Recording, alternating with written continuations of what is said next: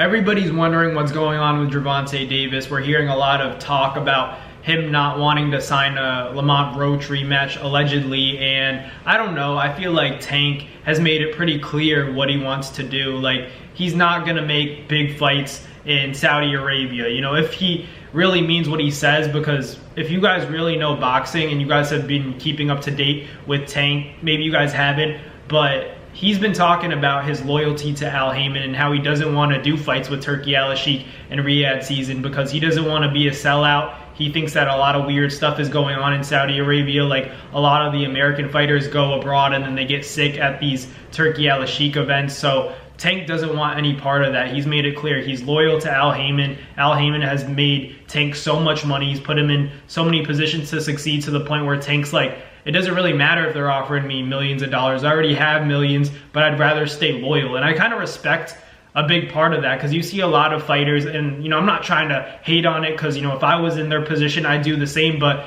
you could say that, you know, guys like Terrence Crawford, Canelo Alvarez, they've all kind of sold out, because whenever they see, you know, the big money signs, they obviously, you know, jump on it, because obviously you're going to want to be a prize fighter and fight for a bigger prize, right? I get that. But Tank is trying to, you know, show everybody, like, there is some value in staying loyal to the one that, you know, has helped you out. You know, alongside Floyd Mayweather, Al Haymon was that guy that put Tank in positions to succeed as well. So I feel like, I don't know if we're ever going to see Tank and Shakur, Tank and Teofimo Lopez, Tank and Haney, because realistically, Tank doesn't even want to fight or do business at a Saudi Arabia event. You know, he doesn't even want to go to Saudi. If you guys remember back then, you know, Tank said Turki Al-Sheikh has to send him like multiple Ferraris for him to fight there. And even when Turki Al-Sheikh was like, okay, I'll send you Ferraris, Tank was like, nah, I want more now. Because, like, Tank honestly genuinely doesn't really care about making money in Saudi. He'd rather make money alongside Al Haymon and stay loyal to him. That's what's important to Tank. So honestly,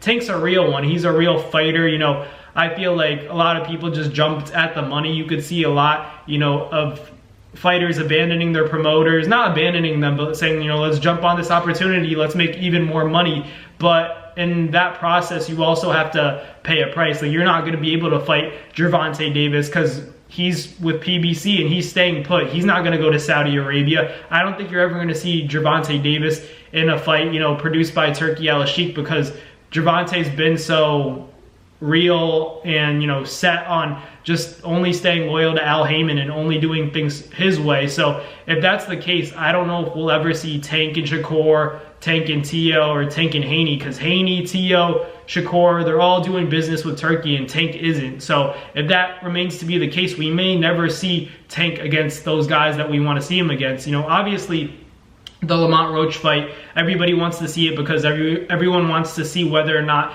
Tank can really put the stamp on this time, you know, and make sure that there's no stone left unturned. And I feel like Tank does have to do that. He definitely has unfinished business with Lamont. But let's say Tank gets through that rematch, beats Lamont Roach, and maybe they have a trilogy fight. You know, even if that's the case, after that, you know, is he ever going to do business with Turki Al-Sheikh? Because if not, then we're not going to see him in any really big fights anytime soon, in my opinion. You know, something would have to happen with his contract, and he would have to want to do business in Saudi Arabia or with Turki Al-Sheikh in order to make big fights happen. Otherwise, you're only going to be able to fight guys like Frank Martin again at 140 or something, like some kind of Lamont Roach trilogy fight. Otherwise, like, there aren't that many big fights for him if he doesn't want to do business with Turkey, because everybody else has sold out to Turki Al-Sheikh in Saudi Arabia and said they're offering the most money, so let's just work with them.